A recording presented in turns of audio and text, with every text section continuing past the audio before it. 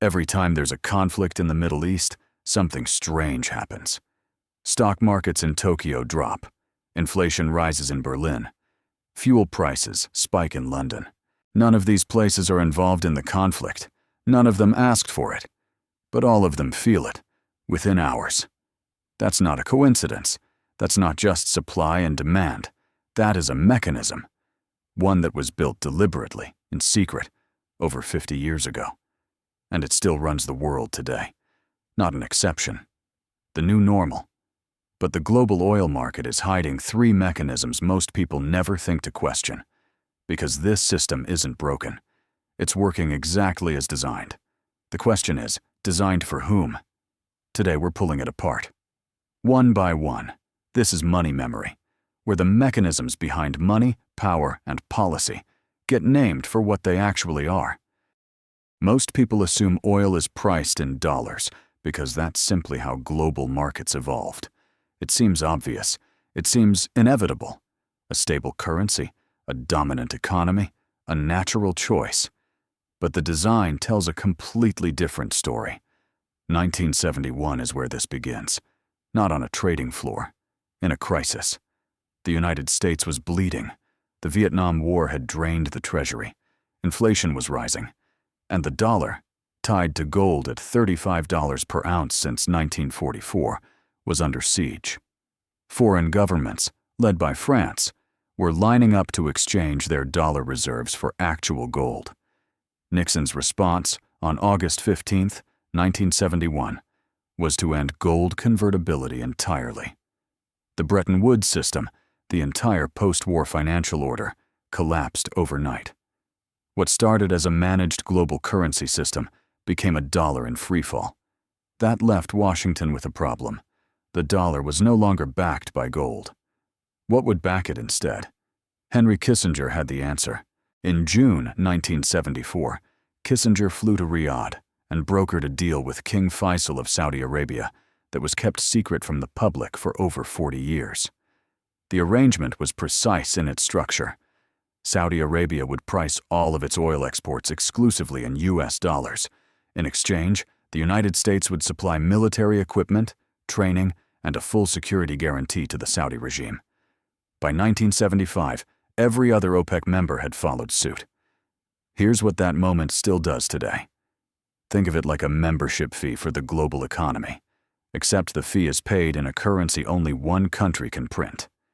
Every nation on Earth that runs factories, moves freight, or heats homes needs oil. And to buy oil, they first need dollars, which means the world was redesigned to generate permanent demand for a single currency. Not by markets, by a deal made in a room in Riyadh, which means the dollar's dominance isn't economic gravity. It's a handshake the rest of the world was never asked to join. But the deal itself was only the first layer. Because once you've forced the world to buy dollars to buy oil, you need somewhere to put the surplus. Saudi Arabia looks, on the surface, like a wealthy nation simply managing its oil revenues. Sovereign wealth funds, infrastructure projects, Vision 2030. And yet between 1974 and 1981 alone, OPEC nations accumulated $450 billion in surplus earnings, more than the GDP of most countries at the time. That's not investing. That's engineering. This machine wasn't assembled by accident. They were assembled through the 1970s under the banner of financial stability. The logic was, oil-producing nations earn more than they can spend at home, so they should invest the surplus where markets are deepest. The outcome was, those surpluses flowed directly into U.S. Treasury bonds, financing American deficit spending at reduced interest rates. The Federal Reserve estimates that these inflows shave between 40 and 100 basis points off long-term U.S. borrowing costs.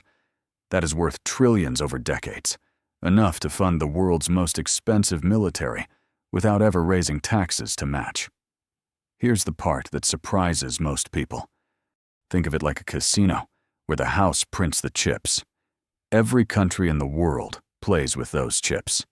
When the game ends, they hand the chips back to the house, in exchange for IOUs. The house calls this investment. The world calls it the only option. The United States runs enormous deficits. It prints money. It exports inflation. But because every nation needs dollars to buy oil, the world absorbs that inflation so Americans don't. The logic was stability. The outcome was dependency. Same system. Opposite incentives, depending on which side of the barrel you're standing on. Now, here's the one that really changes how you see this. Because when a system is built on a single commodity, it becomes only as permanent as that commodity's dominance. For 50 years, every major conflict in the Middle East has had one thing in common. Oil, and the dollar system built around it, is never far from the center. Research from Columbia University found that between 1973 and 2012, between 25 and 50% of all interstate wars had oil-related connections. Not all of them, but enough to form a pattern that economists and historians keep coming back to. Here's what's actually happening. The system doesn't need to threaten anyone. It just needs to be the only option. And for 50 years, it was. But something has shifted. In 2022, 2023, and 2024, the world's central banks bought more than 1,000 tons of gold each year, 3 years in a row. The highest sustained pace in 70 years. By late 2025, gold surpassed $5,000 per ounce. Central banks now hold more gold than U.S. Treasury bonds for the first time in decades. Russia, China, India, Turkey, Poland, they are not buying gold because they believe in gold. They are building an exit before they need one. Here's the detail that reframes everything.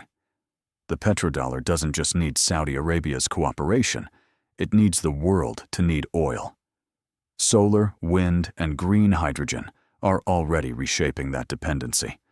Unlike oil, concentrated in a handful of countries, traded through dollar-denominated systems, renewable energy is inherently decentralized.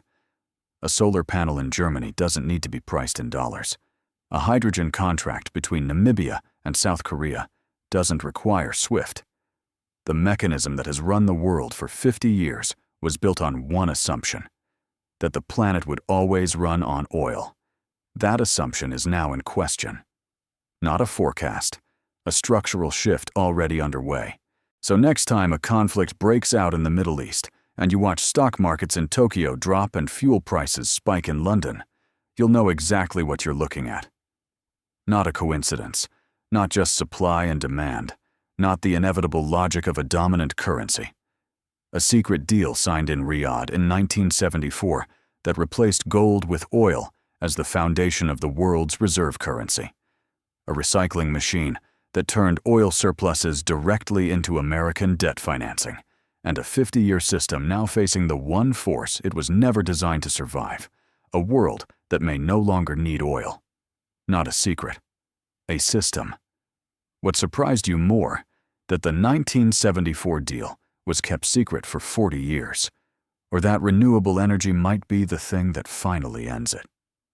Tell us in the comments. If any of these landed, hit the like button. Share this with someone who thinks the dollar's dominance is just economics, and subscribe to Money Memory for more of the mechanisms behind the world you live in, because the patterns don't change, only the names do.